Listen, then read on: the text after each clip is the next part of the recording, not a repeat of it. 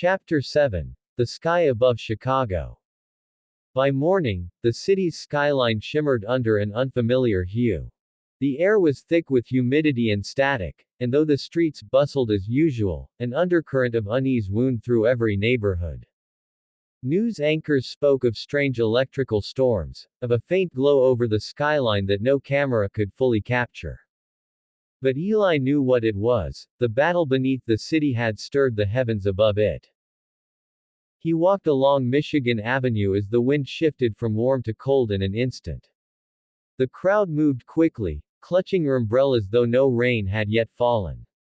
When he looked up, the clouds were turning, not gray, but golden, swirling as if they carried light within them. The same light he had seen in the tunnels. It was beautiful and terrifying. He whispered Luke chapter 21 verse 11, "And great earthquakes shall be in divers places, and famines, and pestilences, and fearful sights and great signs shall there be from heaven." A sudden flash split the sky, not lightning but light, pure, vertical, and soundless. It lingered for several seconds, piercing through the clouds like a sword of fire. The people froze. Cars stopped in the streets. Children pointed and gasped. Some dropped to their knees, others began to pray. And though the light made no sound, a vibration passed through the city, the same tone that had once rumbled beneath the earth. Now, it was above them. Eli's heart quickened. He knew that the physical and spiritual realms were touching again. He opened his Bible and turned to Revelation chapter 1 verse 7. "Behold, he cometh with clouds, and every eye shall see him." But this light did not feel like his coming, it felt like an announcement. Near the lakefront, crowds gathered, just as they had days before when the nations first appeared. But this time, it was not unity they felt. It was division. Groups began to form, some crying out that the light was divine, others shouting that it was a threat. Across the city, prophets emerged from every corner, each claiming a different message, a different interpretation.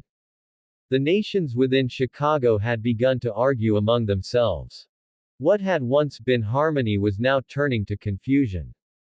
Eli pressed through the crowd, searching for the voice that had once guided him, Malak. He spotted him near the water's edge, looking up at the light with arms folded.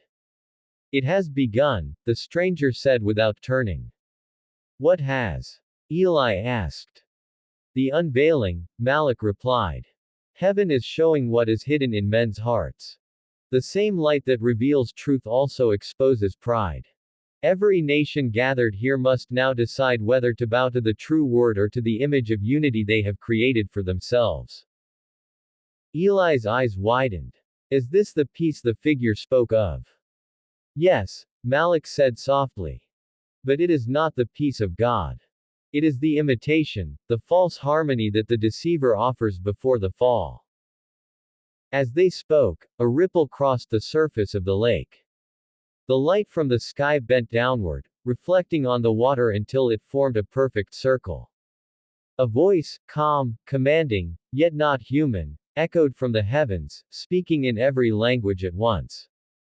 No one could understand the words, yet every heart felt the meaning: "Gather, and be one."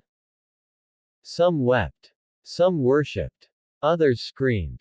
Eli fell to his knees, clutching his Bible tightly. The sound was beautiful, almost irresistible. Yet within it, he felt something wrong, a subtle distortion, like truth spoken through a cracked vessel. He whispered 1 John chapter 4 verse 1, "Beloved, believe not every spirit, but try the spirits whether they are of God." Malak turned to him. "The false glory has touched the air. Those who do not know the true word will be blinded by it." Above them, the circle of light began to open like an eye. Out of its center poured streams of color: red, gold, blue, white, swirling across the clouds and forming symbols visible from miles away. The nations cheered as if heaven itself had answered their prayers. But Eli's spirit burned with warning. "This isn't revelation," he said softly.